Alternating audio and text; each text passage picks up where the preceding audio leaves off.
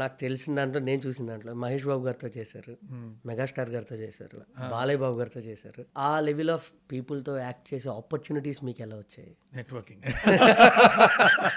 Okay. అంటే లేదు, ఆ డైరెక్టర్స్ నాకు అంత ముందు నుంచి పరిచయం. మీరు ఎలాగైతే నా వర్క్ చూసారో వాళ్ళు కూడా చూస్తున్నారు.